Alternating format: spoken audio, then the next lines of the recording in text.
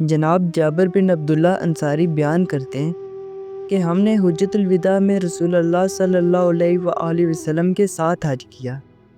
جب رسول پاک حج اور اس کے فرائض سے فارغ ہوئے تو خانہ کعبہ کو وداع کرنے کے لیے تشریف لائے اور حلقہ در کو ہاتھ میں تھام کر بآواز بلند ارشاد فرمایا، اے لوگو!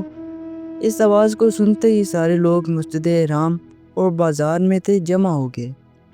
اس وقت آپ علیہ السلام نے ارشاد فرمایا، سنو، میں بتانا چاہتا ہوں جو میرے بعد ہوگا۔ تم میں سے جو حاضر ہیں وہ غائب تک اسے پہنچا دیں۔ پھر رسول اللہ صلی اللہ علیہ وآلہ وسلم نے گریہ فرمایا اور آپ کو گریہ کرتے ہوئے دیکھ کر سارے حاضرین بھی رونے لگے۔ آپ علیہ السلام نے فرمایا کہ خدا تم پر رحم کرے، یہ جان رکھو کہ تم آج کے دن سے 140 سال تک اس پتے کی مانند ہو جس میں کانٹا نہ ہوگا۔ پھر اس کے بعد 200 سال تک ایسا زمانہ ہوگا جس میں پتا بھی ہوگا اور کانٹا بھی ہوگا۔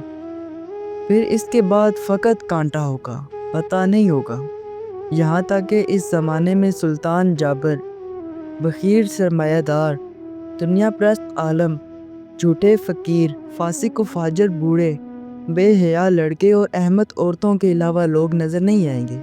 جناب سلمان اٹھے اور انہوں نے عرض کیا، یا رسول اللہ، یہ تو بتائیے کہ ایسا زمانہ کب ہوگا؟ آپ علیہ السلام نے ارشاد فرمایا، اے سلمان، یہ اس وقت ہوگا جب علماء کم ہو جائیں گے اور قاریان قرآن ختم ہو جائیں گے، جب زکوٰۃ کی ادائیگی کو قطع کر دیا جائے گا اور اپنے اعمال بد کو ظاہر کیا جائے گا، جب آوازیں مسجدوں میں بند ہو جائیں گی، جب دنیا کو سر پر اٹھا لیا جائے گا اور علم کو زیر قدم رکھا جائے گا، اور جب جھوٹ گفتگو بن جائے گی اور غیبت نقل محفل ہوگی اور حرام مال غنیمت ہوگا، جب بزرگ چھوٹوں پر شفقت نہیں کریں گے اور چھوٹے بڑوں کا احترام نہیں کریں گے، اس وقت اللہ کی لعنت نازل ہوگی اور دین زبانوں پر فقط ایک لفظ بن کر رہ جائے گا۔